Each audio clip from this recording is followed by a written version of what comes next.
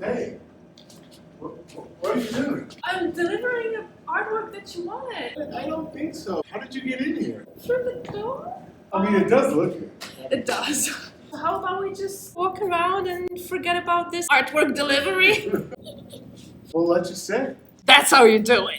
We are here at 111 Minna with David Scott Mabry, one of the owners of 111 Minna, my partners, Michelle Delaney and Alex Kibbleston. You're having a show, you're closed. Yeah, we did this show with Renee Hernandez from Wonderland SF, Rod Casanova. You're still not open. Nope, not open. We thought initially there was a mid-August sort of goal when we were in the first phase of things. Yeah, how it impacted everybody that's involved with your gallery. We had a full-time staff of about 15 maybe, Yeah. probably another 15 that were part-time. Everyone was let go in April. Usually my videos are very silly, but this one is turning into very serious. It's okay, we can get silly too. There's bright spots. Yeah. It's up to us to pivot. We're going to start streaming. We're starting a YouTube channel, and we're going to try to do our own content as well as help other people do content.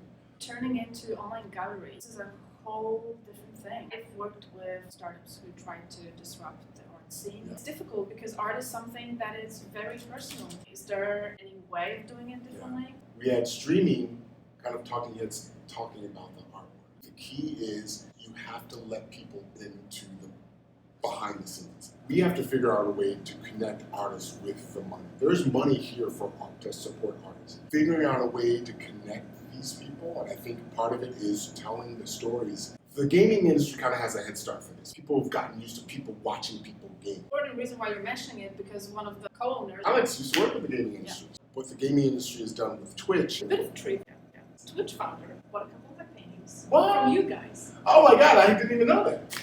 That's awesome. I should know that. I'm sorry. But that's what San Francisco kind of really is. San Francisco.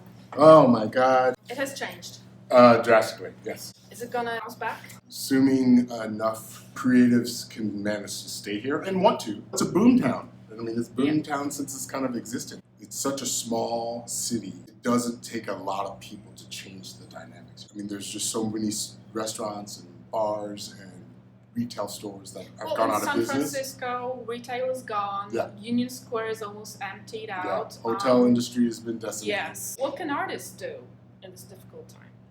I think this is a huge opportunity because of social media and direct contact. But there's so much noise around. There is. How do you cut through I it? think the key is you have to downsize. Downsize? Is he nuts? I know, but right now it's going to be difficult to sell a piece that's huge. But can you do a print series? You're going to have to go for volume and ease of quick producing. Stay positive and try to lower your overhead as much as possible. We're starting to put that stuff up, resources for artists on our website. Tune in to 111 Minna. So let's get back to the art. Yeah. So what's the future of gallery representation? If that gallery has an online presence. If you look at someone like Juxtapose or Boom.com, which is excellent, I think kind of blog space. Just keep submitting, don't lose faith. Don't lose faith. Get louder. I mean, hard times are when some of the best art and music is created. That's true. So That's true. It doesn't happen when you're comfortable and warm and fuzzy. No, it's hard to. Yeah. I mean, I think that's why people who becomes hello.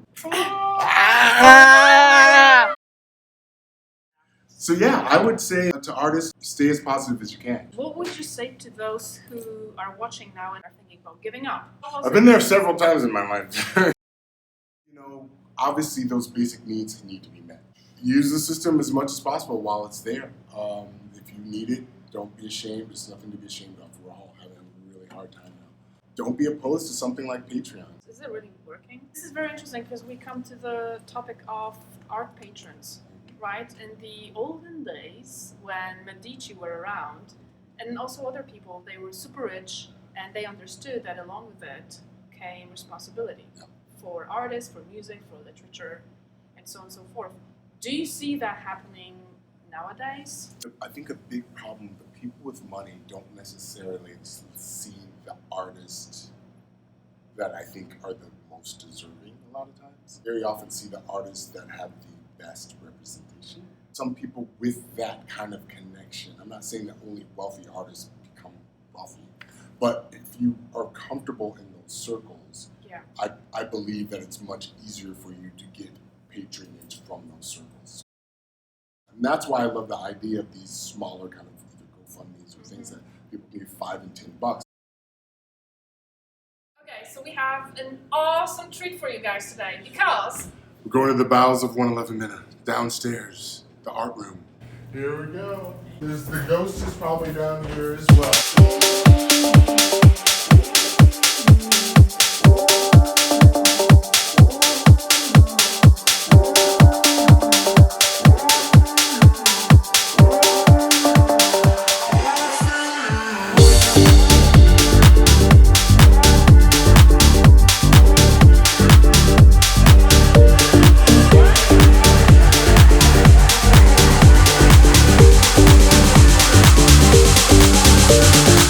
I'm feeling.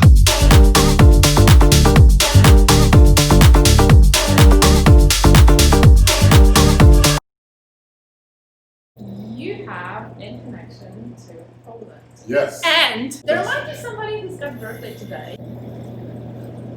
100 lat, 100 lat, niech żyje nam 100 lat, 100 lat, niech żyje nam 100 lat, 100 lat, niech żyje nam, niech żyje nam.